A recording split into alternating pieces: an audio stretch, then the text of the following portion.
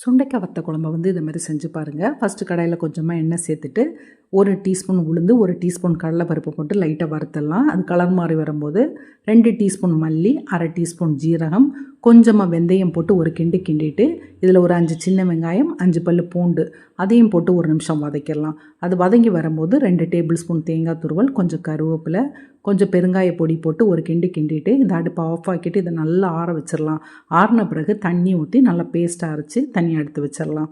இப்போ கடாயில் நல்லெண்ணெய் சேர்த்துடலாம்.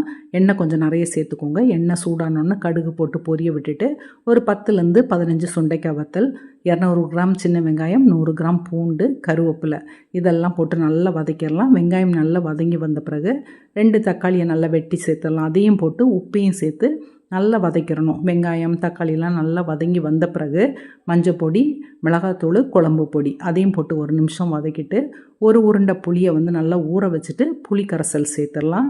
ஒரு 2 கப்பு தண்ணி இதெல்லாம் சேர்த்துட்டு இதை குழம்ப நல்லா கொதிக்க விட்டுறணும். இந்த வெங்காயம் பூண்டெல்லாம் நல்லா வேகிற வரைக்கும் கொதிக்க விட்டுட்டு நம்ம அரைச்சி வச்சுருக்கோம் பார்த்திங்களா அந்த பேஸ்ட்டு, கொஞ்சமாக வெல்லம் சேர்க்கும் போது குழம்பு டேஸ்ட்டு நல்லாயிருக்கும். அதையும் சேர்த்துட்டு அடுப்பை சிம்மில் வச்சுட்டு நல்லா கொதிக்க விட்டுறணும். எண்ணெய் பிரிஞ்சு வந்த பிறகு இறக்கிருங்க. ட்ரை பண்ணி பார்த்துட்டு எப்படி இருக்குன்னு சொல்லுங்கள் இந்த குழம்ப.